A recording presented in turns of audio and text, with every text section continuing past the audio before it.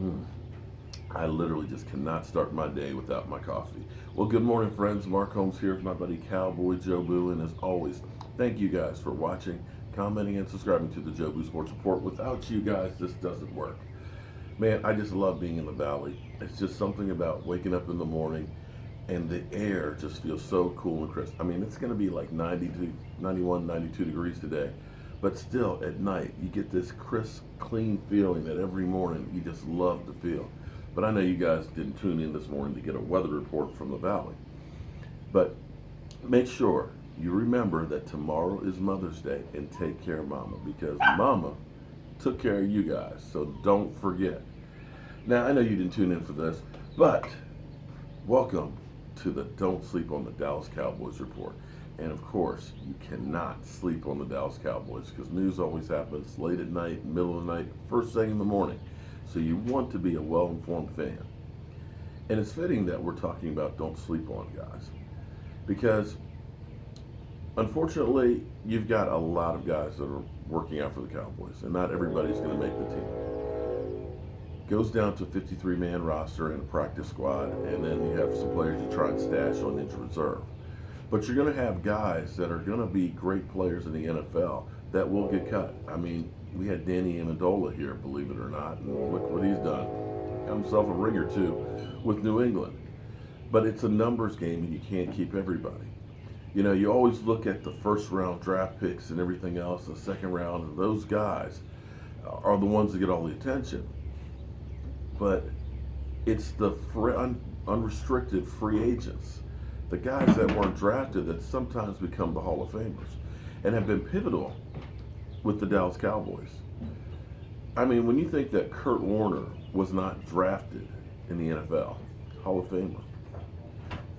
Cliff Harris, Hall of Famer, not drafted. Wes Welker, recently. I mean, Wes Welker, small guy, did fantastic things with New England. And for us Cowboys, Nate Newton was undrafted. Nate Newton, key to the 90s team. How about Drew Pearson? Yeah, the original 88 was not drafted by anyone. How did that one happen? You know, and even modern day, you look at, I hate to say the Eagles, Jason Peters, their tackle. So there's a lot of guys out there that are undrafted. Oh, how could I forget? Tony Romo was undrafted. So clearly, there's a lot of guys out there that can play that didn't have the pedigree, or people overlooked them. You know, a lot of times you have guys that go to the combine and look great. Fantastic numbers. You know, they're running a 4.5 40 as a defensive end, you know? Yeah, that's great. But can you shed a block? Can you make a move?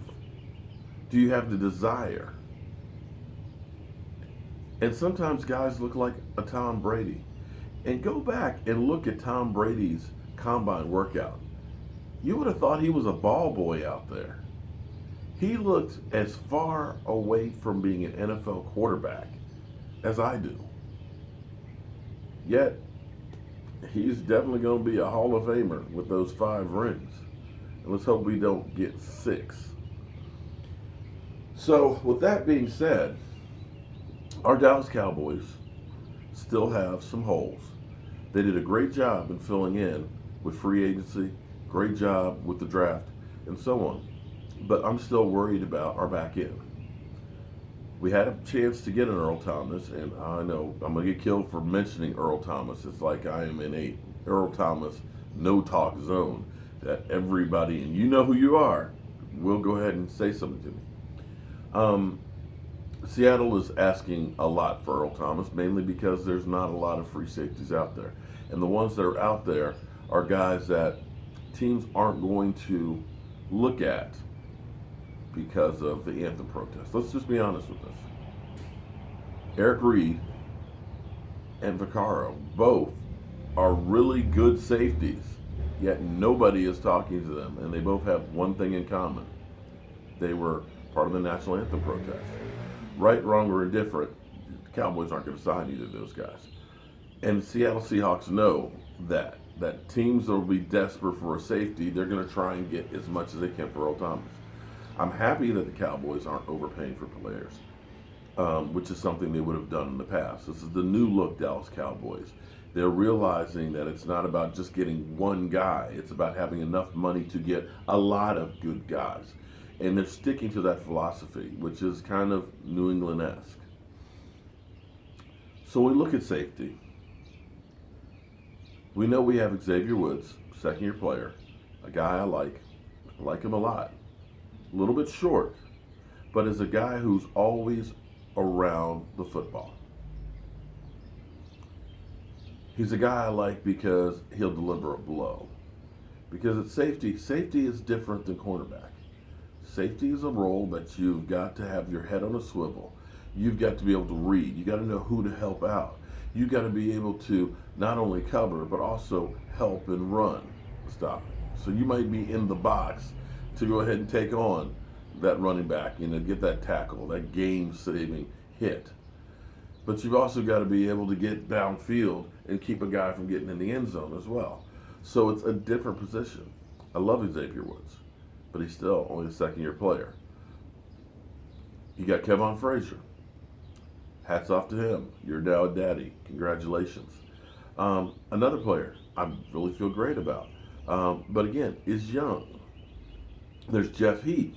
Jeff Heath, who's gotten, for whatever reason, more interceptions than anybody else in the Dallas Cowboys last year.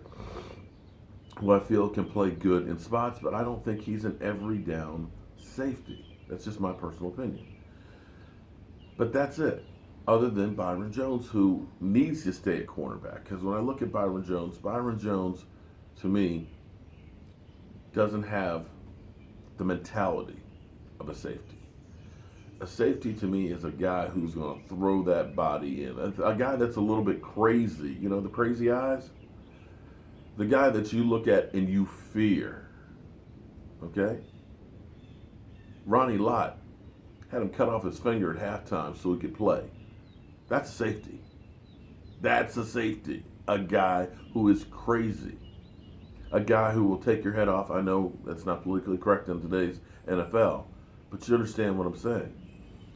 Jeff Heath, to me, always seems to be chasing. He's always taking bad angles, and he doesn't seem to have that mentality of, I'm going to be that crazy man that kills you. That guy that, if I'm a wide receiver, I'm looking, where is that guy? Because I'm scared. So more than likely, we're not going to get Earl Thomas. We're not going to sign Eric Reed. We're not going to sign Kenny Vaccaro. So even from the standpoint of those three guys, we're talking about depth.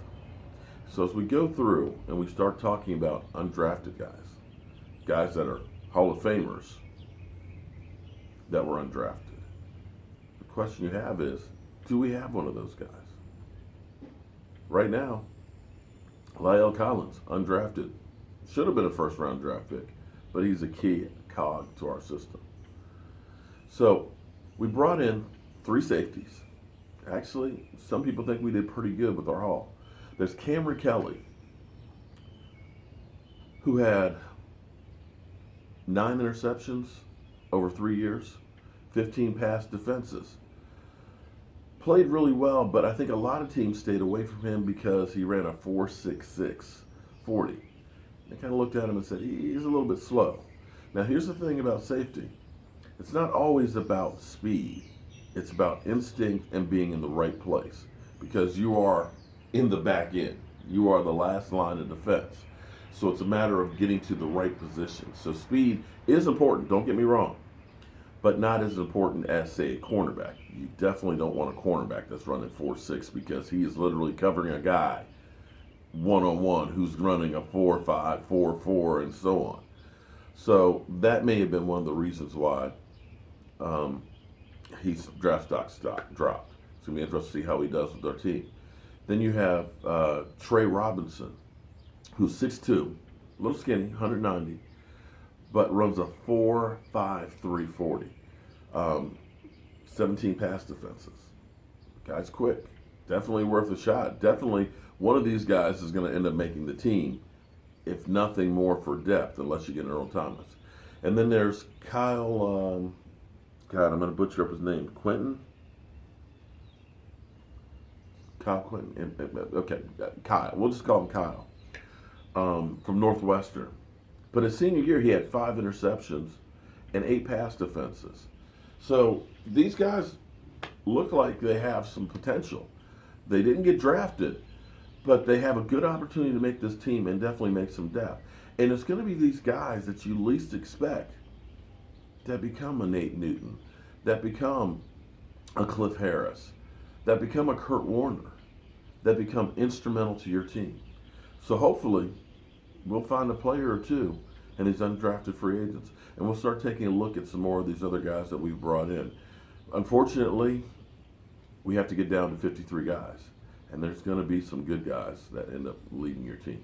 Hopefully, we'll keep the best ones at home. I'm Mark Holmes. This is Cowboy Joe Boo, and I got a bathroom here to paint, and I'll see you soon.